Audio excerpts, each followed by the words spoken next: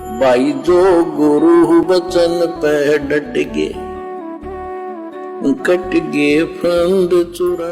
विचार करें पाठक जन कि कब्र की बजाय शीघ्र नरक में डाला जाने को कहा है, जो उस सिद्धांत को गलत सिद्ध करता है जो बताया जाता है कि कयामत तक सब नबी से लेकर सामान्य व्यक्ति तक कब्रों में रहेंगे।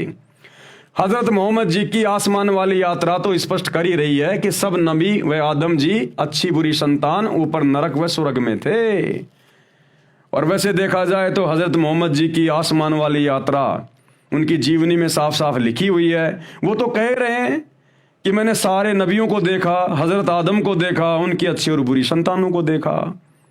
उसके बावजूद भी मुसलमान धर्म के उलेमा समझ नहीं पाए और पूरे मुसलमान समाज में गलत सिद्धांत फैला दिया।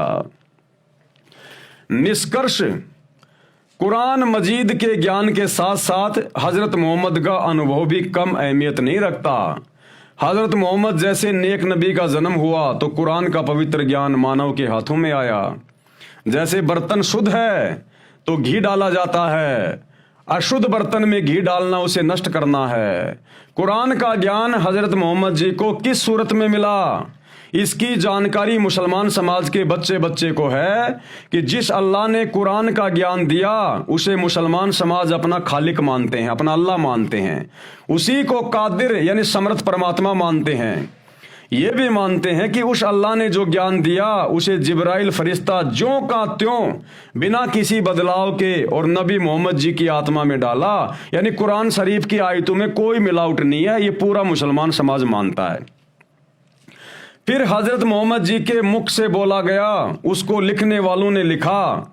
हजरत मोहम्मद जी तो अशिक्षित थे, अनपढ़ थे।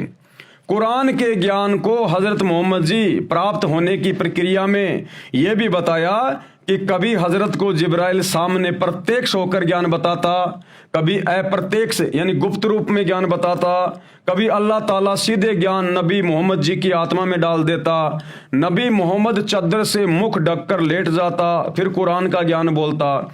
इस प्रकार यह कुरान का पवित्र ज्ञान प्राप्त हुआ। ऊपर कुरान की कुछ सूरतों की आयतों का उल्लेख किया है जिसमें यह समझना है कि पुनर्जन्म के विषय में क्या संकेत है। ऊपर विवेचन में आप जी ने पढ़ा कि सूरत कहफ 18 की आयत नंबर 47 और 48 में कहा है कि प्रलय में पृथ्वी नष्ट नहीं होगी। अब सतगुरु रामपाल जी उन तमाम आयतों का विश्लेषण कर रहे हैं मुसलमान धर्म के उलेमाओं को, आम व्यक्तियों को समझाने के लिए। उसके ऊपर की रचना जैसे पहाड़, मानव, उनके घर, निवास, जीव जंतु, पशु पक्षी सब नष्ट हो जाएंगे। पृथ्वी एक खुला मैदान पड़ा दिखाई देगा। यानी जब वो कयामत का दिन आएगा, वो प्रलय होगी तो पृथ्वी नष्ट नहीं होगी। ये मुसलमान धर्म के उलेमाओं का ये सिद्धांत गलत है कि पृथ्वी नष्ट हो जाएगी, चांद तारे सितारे नक्षत्र सब नष्ट कर दिए जाएंगे, केवल जन्नत रहेगी, जहन्नुम रहेगा और जहां खुदा रहता है केवल वो सातवां आसमान रहेगा। तो सतगुरु रामपाल जी परमेश्वर कुरान की आयतों से ही स्पष्ट कर रहे हैं कि केवल पृथ्वी के ऊपर की रचना को समाप्त किया जाएगा। जैसे भूकंप आने पर पृथ्वी नष्ट नहीं होती, पृथ्वी के ऊपर जो मकान होते हैं वो नष्ट हो जाते हैं।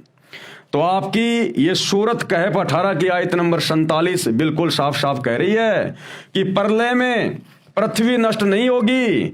उसके ऊपर की संरचना जैसे पहाड़, मानव, उनके घर, निवास, जीव जंतु, पशु पक्षी सब नष्ट हो जाएंगे। पृथ्वी एक खुला मैदान पड़ा दिखाई देगा।